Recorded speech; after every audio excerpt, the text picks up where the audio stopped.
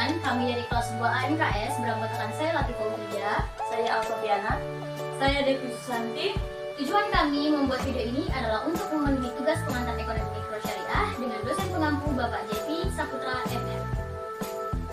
Adapun judul besar dari materi yang akan kami sampaikan yaitu konsep kebutuhan dan konsumsi dalam Islam.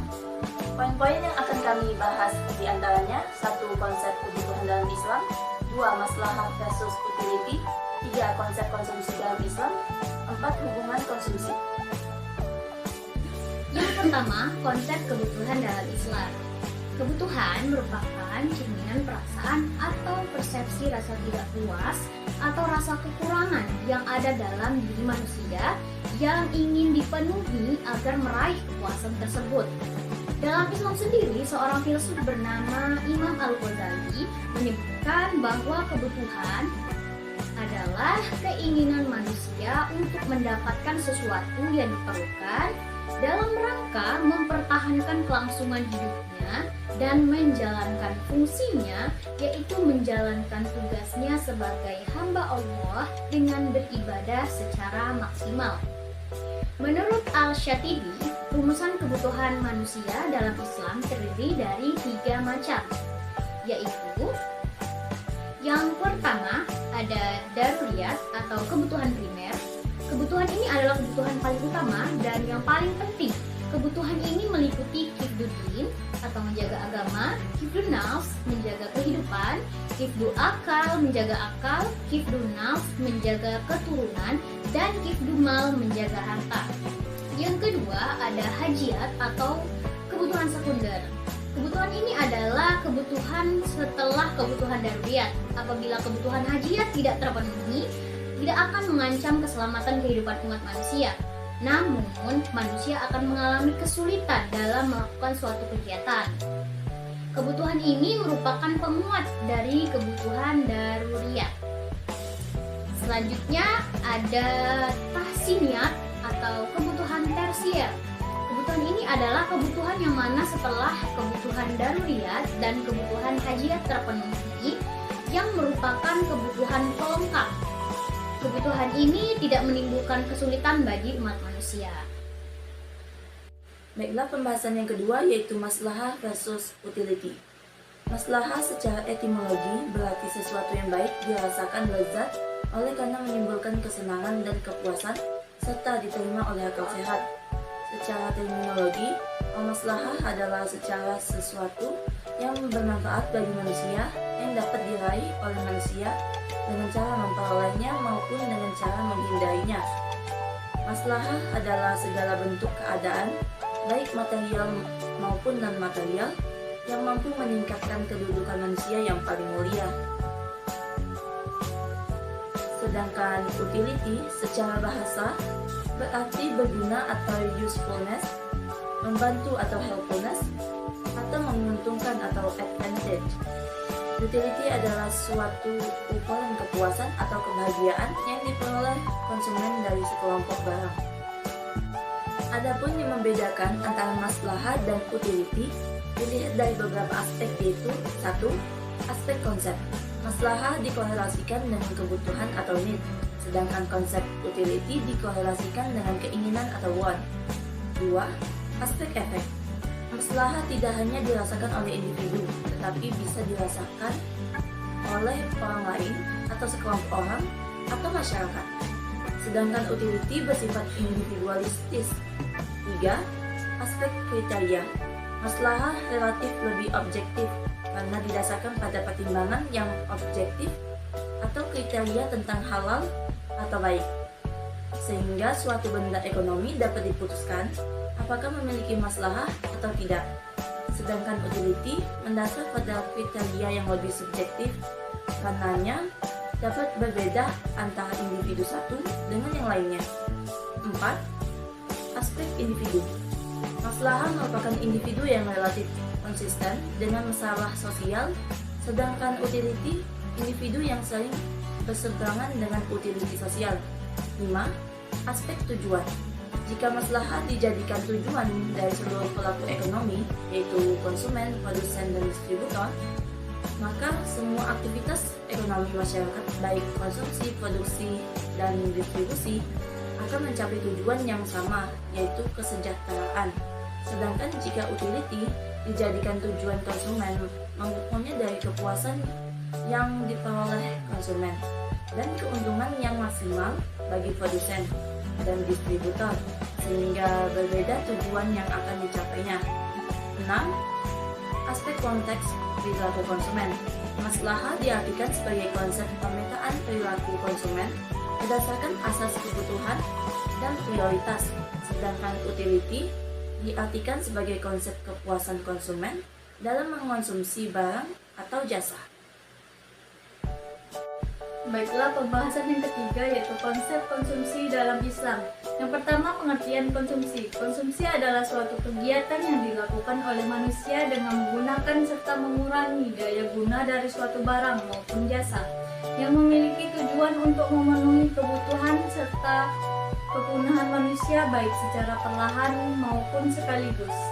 Sedangkan konsumsi dalam Islam adalah al-hajah atau penggunaan barang atau jasa dalam upaya pemenuhan kebutuhan melalui bekerja atau al-iktisab yang wajib dituntut atau fardu kifayah yang berlandaskan etika atau syariah dalam rangka menuju kemaslahatan atau maslahah menuju akhirat. Yang kedua, urgensi konsumsi. Kegiatan ekonomi mengarah pada pemenuhan tuntutan konsumsi bagi manusia. Konsumsi akan mendorong terjadinya produksi atau pembuatan produk dan distribusi atau penyaluran produk. Konsumsi memiliki urgensi sangat besar dalam setiap perekonomian karena tidak ada kehidupan bagi manusia tanpa konsumsi. Oleh karenanya, kegiatan ekonomi mengarah kepada pemenuhan tuntutan konsumsi bagi manusia. Mengabaikan konsumsi berarti mengabaikan kehidupan, juga penegasan manusia terhadap tugasnya dalam kehidupan. Yang ketiga, hal-hal yang mempengaruhi konsumsi, yaitu pendapatan, selera, faktor sosial ekonomi, misalnya umur, pendidikan dan pekerjaan, kekayaan, keuntungan atau kerugian kapital. Yang keempat yaitu konsumsi dalam motif ekonomi. Ada dua, yaitu yang pertama motif intrinsik. Motif intrinsik adalah motivasi yang berasal dari dalam diri individu itu sendiri tanpa adanya dorongan atau pengaruh dari luar. Motif ini umumnya meliputi kebutuhan dasar manusia yang bersifat primer. Contohnya, manusia akan membeli makanan dan minuman saat dia merasa lapar. Yang kedua yaitu motif ekstrinsik. Motif ekstrinsik adalah motivasi yang berasal dari luar individu. Motif ini kebanyakan adalah kebutuhan pendukung. Motif ini biasanya timbul karena adanya pengaruh dari lingkungan. Contohnya, rumah atau papan merupakan salah satu kebutuhan primer. Namun, seseorang bisa saja membeli rumah dengan harga dan kriteria tertentu karena alasan ingin mendapat pengakuan atau meningkatkan status sosial di lingkungannya. Yang kelima yaitu tujuan konsumsi. Tujuan utama konsumsi dalam Islam adalah sarana untuk beribadah kepada Allah.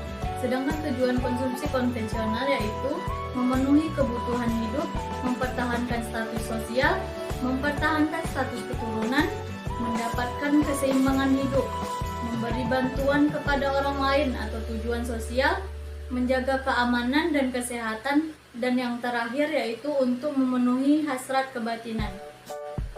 Yang keenam, prinsip ekonomi Islam. Ada 5, yaitu yang pertama prinsip keadilan. Cara ini mengandung arti ganda yang penting mengenai mencari makanan dan minuman secara halal dan tidak dilarang oleh hukum. Yang kedua, prinsip kebersihan. Cara kedua harus baik dan cocok untuk dikonsumsi atau dimakan, tidak kotor maupun menjijikkan sehingga merusak selera. Karena itu, tidak semua yang diperkenankan boleh dimakan dan diminum dalam semua keadaan. Yang ketiga, prinsip kesederhanaan. Prinsip ini mengatur perilaku manusia mengenai makanan dan minuman adalah sikap tidak berlebih-lebihan, yang berarti jangan makan secara berlebihan. Yang keempat, prinsip kemurahan hati. Dengan mentaati perintah Islam, tidak ada bahaya maupun dosa ketika memakan dan meminum makanan halal yang disediakan oleh Allah. Yang kelima yaitu prinsip moralitas. Bukan hanya mengenai makanan dan minuman langsung, tetapi dengan tujuan berakhirnya yakni untuk meningkatkan atau kemajuan nilai-nilai moral dan spiritual seorang muslim. Diajarkan untuk menyebut nama Allah sebelum dan sesudah dan menyatakan terima kasih kepadanya atas nikmat yang telah diberikannya dalam bentuk makanan tersebut. Yang ketujuh, etika konsumsi dalam Islam. Dalam Islam, etika konsumsi terbagi menjadi 6. Yang pertama, tauhid. Dalam perspektif Islam, kegiatan konsumsi dilakukan dalam rangka beribadah kepada Allah Subhanahu wa taala sehingga senantiasa berada dalam hukum-hukum Allah. Karena itu, seorang mukmin berusaha mencari kenikmatan dengan mentaati perintah-perintahnya dan memuaskan dirinya sendiri dengan barang-barang dan anugerah yang diciptakan Allah untuk umat manusia. 2. Adil. Pemanfaatan atas karunia Allah tersebut harus dilakukan secara adil sesuai syariat sehingga di samping mendapatkan keuntungan material, ia juga sekaligus merasakan kepuasan spiritual. Yang ketiga, free will atau kehendak bebas. Alam semesta adalah milik Allah yang memiliki kemahakuasaan atau kedaulatan sepenuhnya dan kesempurnaan atas makhluk-makhluknya. Manusia diberi kekuasaan untuk mengambil keuntungan dan manfaat sebanyak-banyaknya sehingga kemampuan atas barang-barang ciptaan Allah. 4. Amanah atau responsibility atau pertanggungjawaban dalam melakukan konsumsi. Manusia dapat berkehendak bebas tetapi akan mempertanggungjawabkan atas kebebasan tersebut baik terhadap keseimbangan alam, masyarakat, diri sendiri maupun di akhirat kelak. Yang kelima, halal. Dalam kerangka acuan Islam, barang-barang dapat dikonsumsi hanyalah barang-barang yang menunjukkan nilai kebaikan, kesucian, keindahan, serta akan menimbulkan kemaslahatan untuk umat baik secara material maupun spiritual. Sebaliknya, benda-benda yang buruk, tidak suci atau najis, tidak bernilai, tidak dapat digunakan dan tidak juga dapat dianggap sebagai barang-barang konsumsi dalam Islam serta dapat menimbulkan kemudaratan apabila dikonsumsi akan dilarang. Dan yang terakhir yaitu sederhana. Islam sangat melarang perbuatan yang melampaui batas atau israf, termasuk perbuatan pemborosan dan berlebih-lebihan, yaitu membuang-buang harta dan menghambur-hamburkan tanpa faedah serta manfaat dan hanya mempertaruhkan nafsu semata. Yang kedelapan yaitu kaidah konsumsi. Kaidah konsumsi terdiri dari beberapa kaidah, yaitu yang pertama kaidah kuantitas, yaitu tidak cukup bila barang yang dikonsumsi halal, tetapi dalam sisi kuantitas atau jumlahnya harus juga dalam batas-batas syariat. Dalam penentuan kualitas ini memperhatikan beberapa faktor ekonomi sebagai berikut: 1. Sederhana. 2. Kesesuaian antara konsumsi dan pemasukan. 3. Penyimpanan atau menabung dan pengembangan atau investasi. Yang kedua, kaidah prioritas konsumsi, yaitu di mana konsumen harus memperhatikan urutan kepentingan yang harus diprioritaskan agar tidak terjadi kemudaratan. Adapun yang termasuk kaidah prioritas konsumsi yaitu 1. Benar, yaitu konsumsi yang harus dipenuhi agar manusia tetap hidup dan menegakkan kemaslahatan dirinya, dunia, dan agama, serta orang-orang terdekatnya seperti makanan, minuman, tempat tinggal, kesehatan, rasa aman, pengetahuan, dan pernikahan. 2. Sekunder adalah konsumsi untuk menambah atau meningkatkan tingkat kualitas hidup yang lebih baik. Contohnya seperti handphone, laptop, alat elektronik, internet, dan lain-lain. 3. Tersier adalah kebutuhan yang dapat menciptakan kebaikan dan kesejahteraan dalam kehidupan manusia. Contohnya seperti pakaian branded, liburan ke luar negeri, kendaraan mewah, dan lain-lain. Yang ketiga, kaidah sosial, yaitu mengetahui faktor-faktor sosial yang mempengaruhi dalam kuantitas dan kualitas konsumsi, yakni memperhatikan lingkungan sosial di sekitarnya sehingga tercipta keharmonisan hidup dalam masyarakat. Adapun yang termasuk dalam kaidah sosial yaitu 1. Kepentingan umat, yaitu saling menanggung dan menolong, sebagaimana salah satunya suatu badan yang apabila ada salah satu anggotanya sakit, maka anggota badan yang lain juga akan merasakan sakitnya. 2. Keteladanan, yaitu memberikan contoh yang baik dalam berkonsumsi, apalagi jika dia adalah seorang tokoh atau pejabat yang mendapatkan banyak sorotan bagi masyarakatnya. Pembahasan yang keempat yaitu hubungan konsumsi. Hubungan konsumsi ada 3, yaitu 1. Hubungan konsumsi dan pendapatan, yaitu seperti menjaga-jaga terhadap kepastian masa depan, mempersiapkan pembelian suatu barang di masa depan, dan mengakumulasi kekayaan. 2. Hubungan konsumsi dan tabungan, yaitu seperti mengalokasi anggaran atau tabungan untuk konsumsi total berbanding terbalik atau negatif. Semakin besar konsumsi, semakin kecil pula tabungannya. 3. Hubungan konsumsi dan investasi, yaitu apabila tingkat konsumsi tinggi, maka tingkat tabungan akan menjadi rendah. Investasi pun ikut rendah karena tidak tersedianya uang selain untuk dikonsumsi. Kesimpulan yang dapat kita ambil dari materi yang sudah kita bahas adalah kebutuhan merupakan cerminan perasaan atau persepsi rasa tidak puas atau rasa kekurangan yang ada dalam diri manusia yang ingin dipenuhi agar meraih kepuasan tersebut. Kebutuhan manusia dalam Islam terdiri dari 3 macam, yaitu daruriyat atau primer, hajiat atau sekunder, dan tahsiniyat atau tersier. Selanjutnya, perbedaan maslahah dan utility. Dilihat dari aspek, yaitu ada perbedaan pada konsep, pada efek, pada kriteria individu, tujuan, dan konteks perilaku konsumen.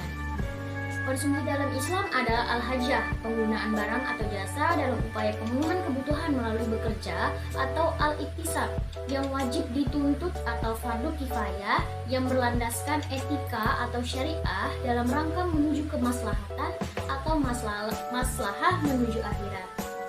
Lalu tujuan utama konsumsi yaitu sarana untuk beribadah kepada Allah. Etika konsumsi dalam Islam yaitu ada tauhid, ada adil atau equilibrium atau keadilan. Terus yang ketiga ada free will atau kehendak bebas. Yang keempat ada amanah atau responsibility atau pertanggungjawaban. Yang kelima ada halal dan yang terakhir ada sederhana.